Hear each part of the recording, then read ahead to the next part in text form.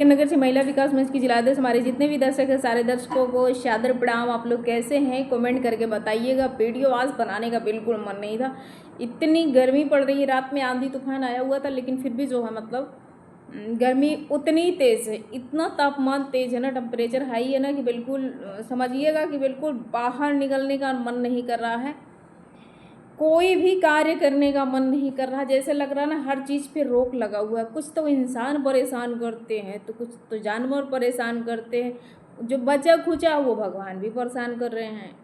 ये यार हो क्या रहा लाइफ में समझ में नहीं आ रहा है। सबके साथ ऐसा हो रहा है क्या कि मेरे ही साथ ऐसा हो रहा है? गर्मी लोगों को लग रही है कि नहीं लग रही है?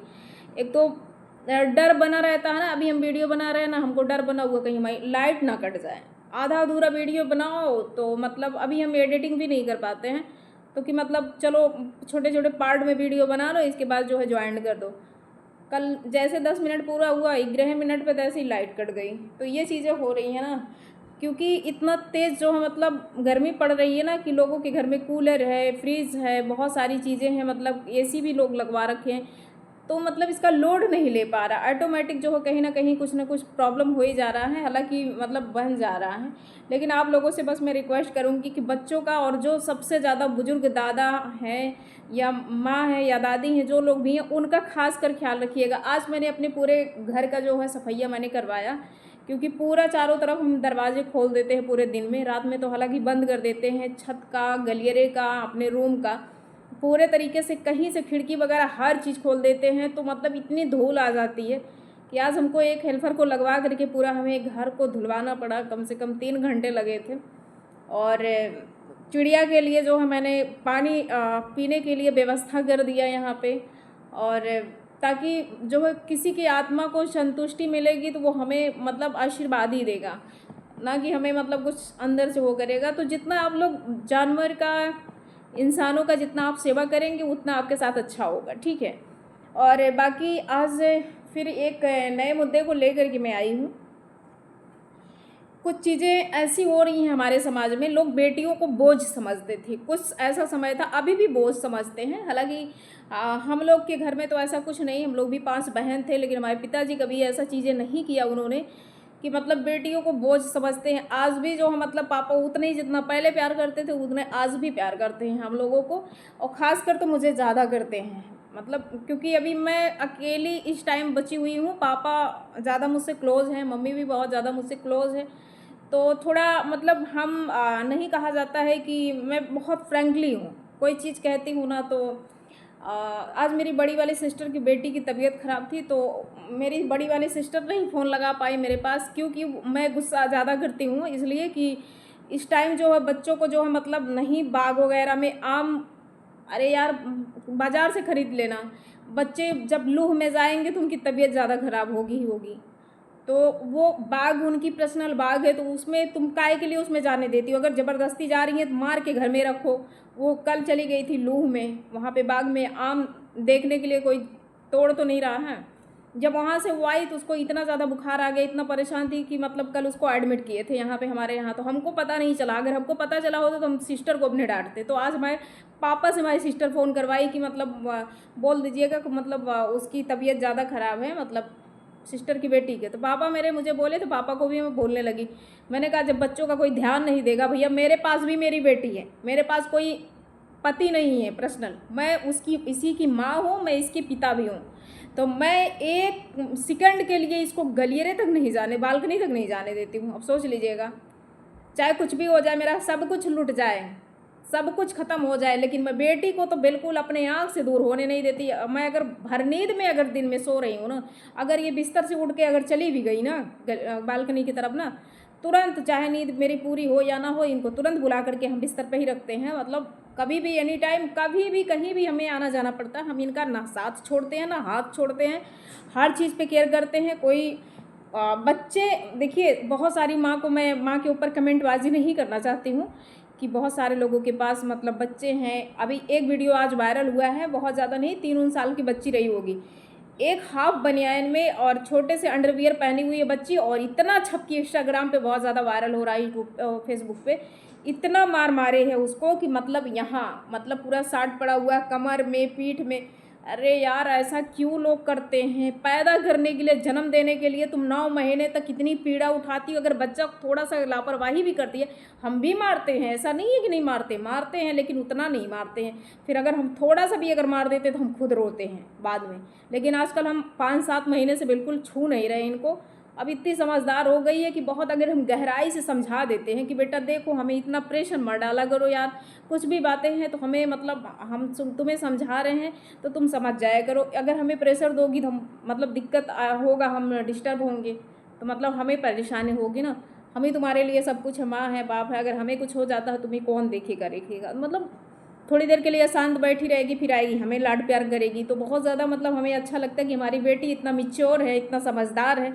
तो ये चीज़ें करना चाहिए। अब आती हूँ बात मुद्दे को लेकर के मैं कि अभी इस टाइम जो है, जो चीज़ें हो रही हैं महिलाओं के साथ, जो लड़कियों के साथ हो रहा है, लोग आए दिन उनकी हत्या कर दे रहे हैं, लोग आए दिन उनको जो है मतलब इस तरह कदर उनकी मतलब जान को मतलब ख़त्म कर दे रहे हैं। यार अपनी बेटी को जो आप दहेज में दे रहे हैं, जो दहेज में पैसे दे रहे हैं, गाड़ी दे रहे हैं, बहुत फर्नीचर का सामान दे रहे हैं, उन लुटेरों को जो मतलब चैन अंगूठी वगैरह वगैरह सामान देते हैं, वही आप अपनी बेटी के लिए आधे हिस्से का ज़मीन ले करके उनके लिए 2 कमरे बना करके उनको एक प्रॉपर्टी अगर उनके नाम अगर आप कर देते हैं तो वो उससे बड़ा दहेज कुछ भी नहीं है।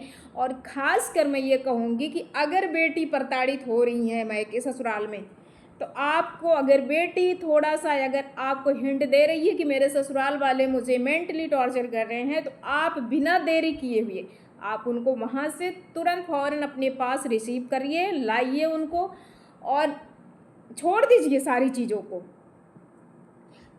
कभी ननद नहीं मरती है, कभी सास नहीं मरती है, कभी जेठानी भी नहीं मरती है। अगर मरती है तो सिर्फ वो महिला मरती है कि जो दहेज कम पाती है, जो ज़्यादा लव मैरिज शादी करके जाती है या मतलब अरेंज मैरिज कर करके जाती है। लोग ऐसा खास कर तो ननद तो नहीं मरती है ससुराल में। ननद को भी मरना चाहिए ना, ननद को भी जल के मरना चाहिए, ननद को भी फांसी पे लटकना चाहिए, ननद को भी मतलब कुएं में कूद करके मरना चाहिए। क्यों?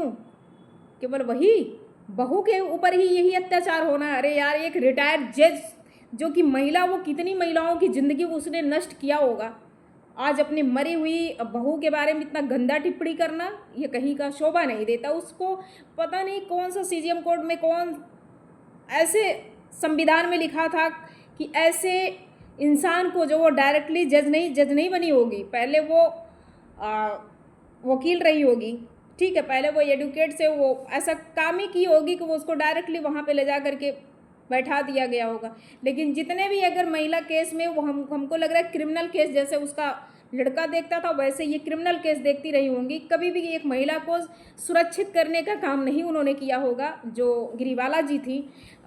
मैं एक महिला होने के नाते मैं टिप्पणी नहीं करना चाहती हूँ, लेकिन गिरिबाला जी का जो बयान आ रहा बहुत चरित्रहीन वाला आ रहा है। जो आज बेटी, जो आज बहन इस दुनिया में है ही नहीं है, उसकी ज़िंदगी देखो। उस बेचारी की मतलब 13 दिन के बाद उसकी डेड बॉडी जो है इस कदर मतलब पीएम हाउस में पड़ा हुआ था कि 13 दिन बाद उसकी जो है मतलब सम्मान के साथ जो है डबल उसका पीएम कराया गया। अरे यार, ऐसा कौन से परिस्थितियां पैदा कर देती हो। अगर शायद, हाँ एक चीज़ मैं बताऊंगी, पुलिस के ऊपर जो लोग भी अगर कमज़ोर हैं, जो लोगों को लोग दबाते हैं, हालांकि हम लोग तो इतना ज़्यादा मतलब प्रेशर डाल देते हैं, जो लोग भी कमज़ोर हैं, अगर पुलिस उनको कन्वर्ट कर रही है, पुलिस उनको डरवा रही है कि आप अपना इन्वेस्टिगेशन मत कराइए, आप अपना केस वापस ले लीजिए, आप अपना ये करिए वो करिए, अगर आपको वहाँ दबाने का प्रयास किया जा रहा है, आपके एविडेंस को नष्ट करने का काम किया जा रहा है, तो आपके लिए सबसे हमारा न्यायालय है। न्यायाधीश किस लिए बैठे हुए? आप हाई कोर्ट जाइए, सुप्रीम कोर्ट जाइए। अगर शायद आज सुप्रीम कोर्ट में वो बात नहीं गई होती, जो गिरिबाला इतनी बड़ी मतलब क्या बताएं, उनको मुंह से कहा नहीं जाता है, वो भी एक जज थी कभी, लेकिन उन्होंने अपने बहू को, वो भी यार बहुत नाजुक हाथ से, जैसे हम लोग का ये नाजुक हाथ है ना, कसम बता रही हूँ ना, ये हाथ मेरे माता पिता ने इतने नाजुक हाथ से पाला है कि मेरा हाथ इतना कोमल है ना कि मैं बता नहीं सकती हूँ। बहुत कोमल है, छोटी छोटी चूड़ियाँ मेरे हाथ में आती है। मेरे माता पिता ने कभी मेरे ऊपर हाथ नहीं उठाया है। और आज अगर मेरे साथ अगर वही मेरी हत्या हो जाती ना, तो मेरे माँ बाप मतलब यही सोचते कि मेरी बेटी, हाँ मैं जानती हूँ मेरे माँ बाप क्या मुझे समझते हैं, मुझे अच्छे तरीके से पता है मुझे कुछ पब्लिक क्या समझती है। अरे 2 कौड़ी के लोग को समझने से मुझे क्या फ़र्क पड़ता है। मेरी कुछ बहनें मुझे कमेंट कर रही हैं कि बहन आप ऐसे खुश रहा करिए, बिल्कुल आप लोग का आशीर्वाद रहेगा तो मैं और भी ऊंचाई जाऊंगी। मैं किसी को भूलने वाली नहीं हूँ बहन। आने वाले समय में हम तोड़ेंगे ज़रूर उनको और बिखेरेंगे भी ज़रूर हम, लेकिन हमारे लायक कोई ऐसा नहीं इंसान बचा है कि जो वो अब हमारे दिल में जगह बना लेगा, ठीक है। तो मैं यही कहना चाहती हूँ कि अगर आप नहीं पुलिस से अगर आप लड़ पा रहे हैं, पुलिस आपको बिल्कुल नाकाम कर रही है, तो आप सीधे सुप्रीम कोर्ट में अपनी याचिका लगाइए, हाई कोर्ट में लगाइए, वो अपने संज्ञान में लेंगे और बारीकी से जो है आपकी इन्वेस्टिगेशन होगी। आप अपने जिद पे अड़े रहिए, ज़रूर उसका विनाश होगा। ऐसा नहीं है कि किसी के लिए कानून अलग से बना हुआ है। तुम 4 लाख महीने अगर कमाते हो ना, या कोई 5 रुपया कमाता है, 1 रुपया कमाता है, तो उसके लिए भी वही कानून है। जो 5 लाख करोड़ों रुपए महीने उठाता होगा उसके लिए भी केवल अपने अंदर दम होना चाहिए, अपने अंदर वो सहन शक्ति होनी चाहिए कि हमें ऐसे मुलजिम से, ऐसे अपराधी से कैसे लड़ना है। बाकी मरना तो एक ना एक दिन है ही है, लेकिन आप अपनी बेटी को उस मौत के मुंह में मत घुसेड़िए जो आज एक कूड़ा उठाता है ना। मैंने कई बार देखा है।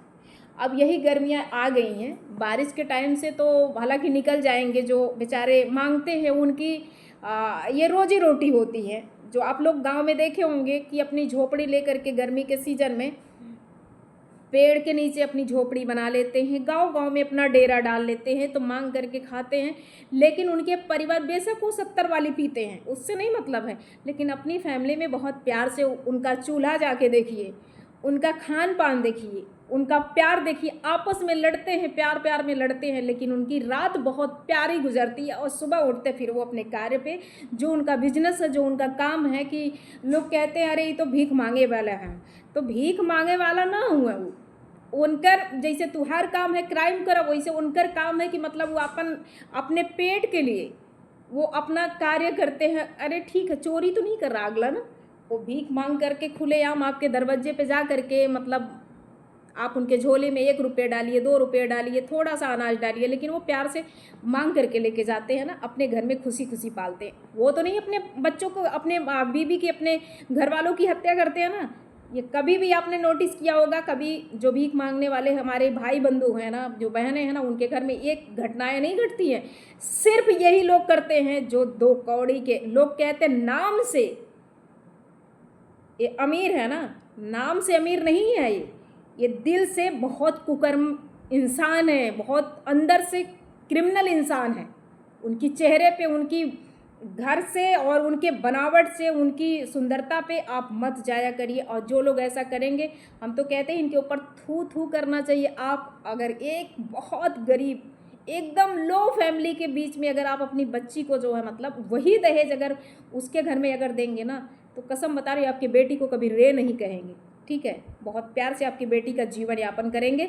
और मैंने भी यही सोच रखा है कि अगर अब की बार मैं किसी का हाथ अगर थामूंगी, मेरा हाथ कोई अगर थामेगा, तो बहुत गरीब से गरीब परिवार का हाथ मैं खुद थामूंगी।